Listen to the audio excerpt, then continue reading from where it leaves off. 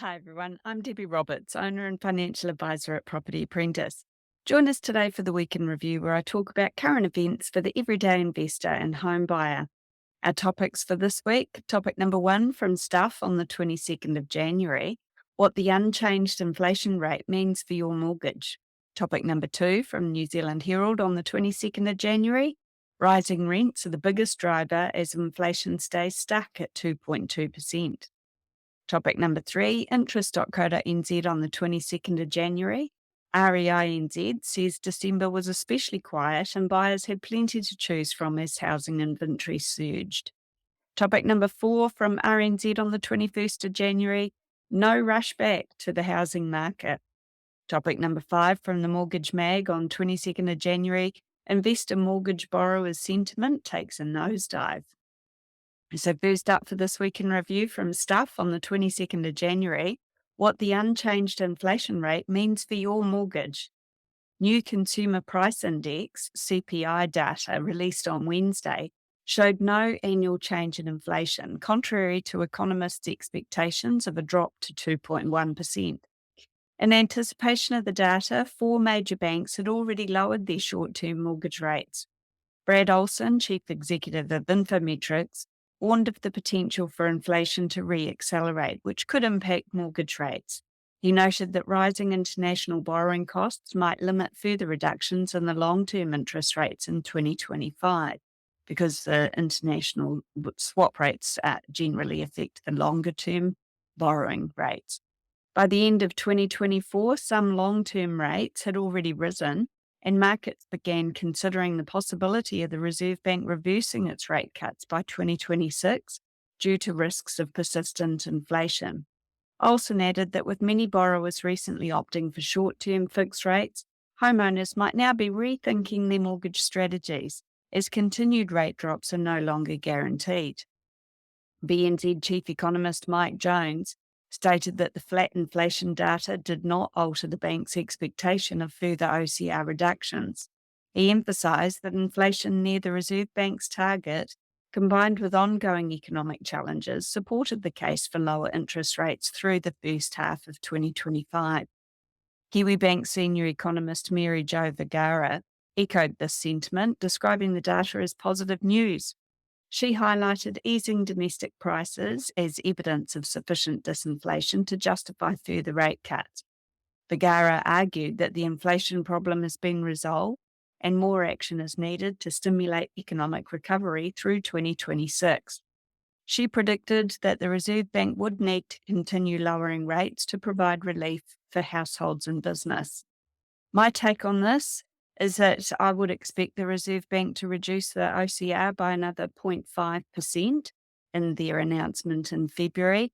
However, whether or not that's going to affect interest rates this time round is yet to be seen, because a lot of the banks have already been reducing their interest rates, having factored that assumption in already. So I guess we'll have to wait and see what happens with a bit of bank competition. If you've got mortgage rates coming up for refixing, make sure you talk to your mortgage advisor to get their advice around this as well. And just remember that anyone's guess is pretty effective when it comes to interest rates, because things can change quite quickly in the interest rate environment. For example, the swap rates, that's the borrowing rates that the banks use to work out how much they can charge for interest and all that sort of stuff as well. Swap rates were starting to increase, but now over the last week, they've been decreasing again. So that reduces the risk a little bit of long-term interest rates increasing. Interest rates for the long term have been pretty flat for the last year. So it'll be interesting to see. I think a lot of people are waiting to see what's going to happen with the 6-month and 12-month rates. But at some stage soon, we might be able to say, now's probably a good time to lock in for some longer term. At the moment, my best guess would be that you'd still do pretty well fixing short term, 6 or 12 months. Topic number two from New Zealand Herald on the 22nd of January. Rising rents are the biggest driver as inflation stays stuck at 2.2%. Rent was the primary driver of New Zealand's annual inflation rate, rising by 4.2% according to recent Stats New Zealand data. Rent accounted for nearly 20% of the 2.2% annual increase in the CPI for the December 2024 quarter compared to December 2023. The 2.2% rise aligned with economists' predictions, but slightly exceeded the Reserve Bank of New Zealand's forecast of 2.1%. Despite this, economists suggested the RBNZ is still likely to proceed with a 50 basis point cut to the official cash rate in February. ANZ senior economist Miles Workman noted that while the RBNZ may not favour the higher than expected headline inflation, weaker than anticipated domestic inflation below the forecasted 4.7% supported the case for the cut. Quarterly inflation rose by 0.5% from September to December 2024, driven largely by international air transport, which increased 6.6% and contributed nearly 25% of the rise. Other contributors included second-hand cars, rent increases, games and hobbies, domestic air transport, and overseas accommodation. Lower vegetable prices, down 11.5%, offset some of the increase, primarily due to seasonal declines in items like tomatoes and cucumbers, according to Stats New Zealand spokesperson Nicola Groden. Annual rent inflation remained steady, fluctuating between 4.2% and 4.8% throughout 2024. Other significant annual contributors included local authority rates. They were up, and so were tobacco prices, up by 7.6%, largely due to the tobacco excise tax increase in January 2024. So we are certainly at an interesting time in the market at the moment. The property market, obviously the rent increases is pretty bad news for tenants, but will bring a little bit of cash flow relief to landlords out there. And the better the cash flow is on rental properties, potentially the more property investors will come back into the market, and that's going to balance things out a little bit on that rental inflation. So what we need is more landlords in New Zealand, not less of them. And that will be good for tenants who could potentially become the next first home buyers as well. If you'd like to learn more about investing in property, join me at one of our free events called How to Succeed with Property Investing. I'll discuss strategies for successful investing from my perspective as a financial advisor, available live, online, or in person. Check out propertyapprentice.co.nz for upcoming dates and register today. We don't sell property, so it's all about increasing your knowledge to reduce your risk. If you've already been to one of our free events and you'd like to find out more about how we can help you to reach your financial goals, you can also book a no-obligation phone call or meeting with my husband, Paul Roberts, via the website. And that's propertyapprentice.co.nz. Topic number 3 from interest.co.nz on the 22nd of January. REINZ says December was especially quiet and buyers had plenty to choose from as housing inventory surged. The housing market wrapped up 2024 on a subdued note, with the Real Estate Institute of New Zealand, REINZ, citing low urgency among buyers in December. National sales totaled 5,518.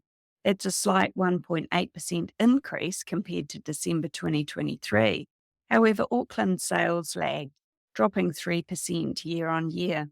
Seasonally adjusted figures revealed a sharper decline, with national sales falling 35.4% from November and Auckland down 31.1%. REINZ Chief Executive Jen Beard attributed the quieter than usual market to seasonal factors and early holiday activity, noting that both sales volumes and price movements were weaker than expected for December. The national median house price fell to $775,000. That's down 1.8% from November and 0.6% from the previous year. Auckland saw steeper declines, with its median price dropping to $1 million. That's down 2.6% month on month and 4.3% year on year, which is great news for those that are looking at entering the property market in Auckland. The Real Estate Institute of New Zealand House Price Index, which accounts for property mix, dropped 0.7% nationally in December and 1.1% for the year.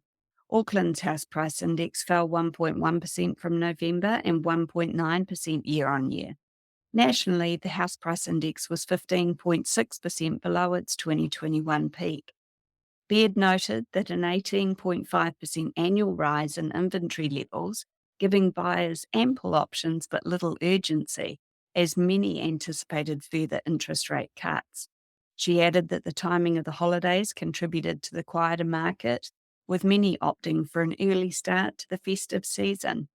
So my thoughts on this are it's obviously still a great time to be buying property with house prices down and less competition. However, I think that the property market's not really going to start showing strong signs of recovery until the economy is much stronger and people are less concerned about potentially losing their jobs. So you've got time, but don't muck around too long. Topic number 4 from RNZ on the 21st of January.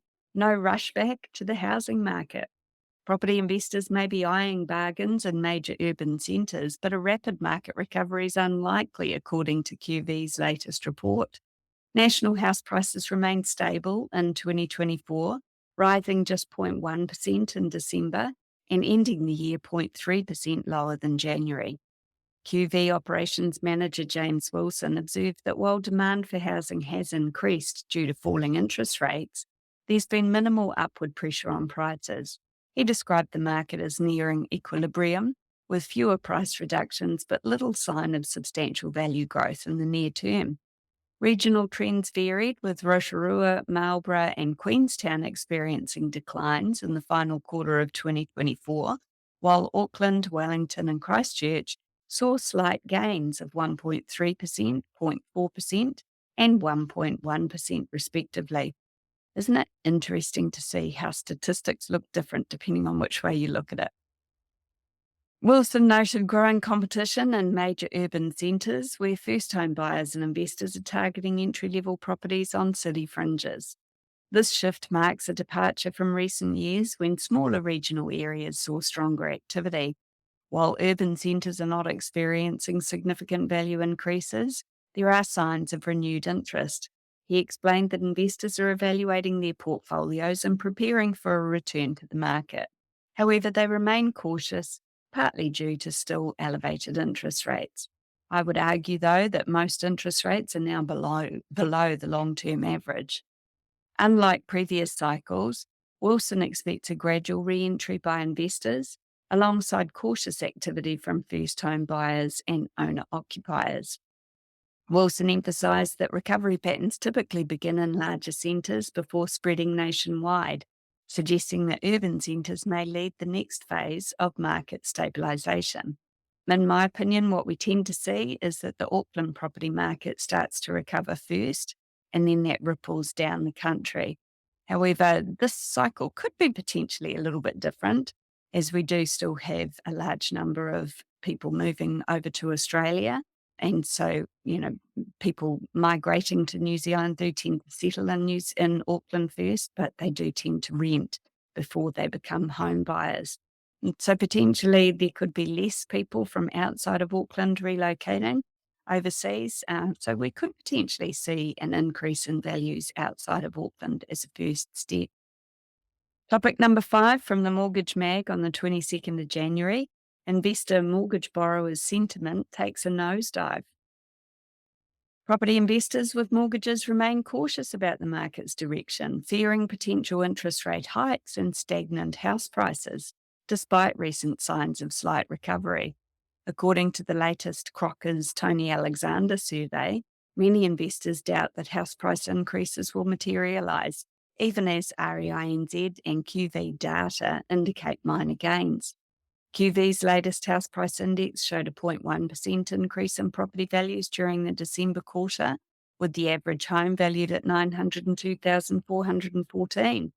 However, this is still 0.3% lower than January 2024 levels and 15.2% below the 2021 peak. While lending rules have eased, mortgage interest deductibility will fully return on April the 1st, and declining interest rates have improved borrowing capacity. Investors still remain unconvinced about market growth. Concerns about rising interest rates persist, fueled by inflation risks and limited room for further monetary easing by the Reserve Bank of New Zealand. ASB senior economist Mark Smith predicts a 1% OCR cut this year, with 0.5% expected in February and 2 smaller cuts in April and May. However, he notes that further reductions depend on economic conditions, which remain uncertain. While ANZ forecasts a drop to 3.5% this year, the Reserve Bank of New Zealand may reassess its approach based on domestic inflation trends. Property investors are also concerned about rising council rates, while worries about insurance costs have stabilised. Alexander suggests that insurance concerns may ease if international risk assessments affecting New Zealand have levelled off. However, global events like California wildfires could still influence reinsurance costs in the coming years. So the reinsurance costs are the insurance company's insurance, which when there's a major global event like those California wildfires, that increases their costs and they pass those on to the insurance companies who pass it on to the consumers. So yes, my thoughts on this, we are likely to see increased expenses and minimal capital growth this year. However, in my opinion, property investing has always been more about the cash flow than the capital growth, because capital growth you can't control. Cash flow, the property needs to make sense on the day that you buy it. And yes, we do tend to get increases in rents over the long term, about on average the same rate as inflation. Although when we do have an imbalance between supply and demand in the rental market, we do tend to get stronger rent increases. And so certainly over the last few years, we've had rental increases significantly stronger than inflation. So yes, so rents are on the increase, prices are stable. Sounds like a buyer's market to me. Great opportunities are now at hand in the property market. Join us at one of our free How to Succeed with Property Investing events, and these are available either online or in person in Auckland to gain valuable insights and strategies tailored to today's market conditions. Whether you're an experienced investor or just getting started, this free session will equip you with key tools and insights to make confident, informed decisions. Don't miss out. Register today and take the next step towards achieving your financial success. In our free events, I'll also tell you more about how we help our clients to achieve their financial and investing goals. So if you're interested in finding out more about what we do, visit propertyapprentice.co.nz today and sign up for one of our free events. If you've already been to one and you'd like to know more about how we can help you on your journey, book a no-obligation phone call or meeting with my husband, Paul Roberts, through our website, propertyapprentice.co.nz. Thanks for listening. Hey there, want to stay on top of the latest property news and trends? Subscribe to the Property Apprentice podcast for weekly updates that will help you to navigate the market like a pro. We cover everything from insider tips to expert interviews, so you'll always be in the know. And don't forget to ring the bell and hit that subscribe button here on our YouTube channel for even more helpful content to boost your property journey. Check out the link in the description to subscribe to the podcast, and we'll see you in the next episode. Happy investing.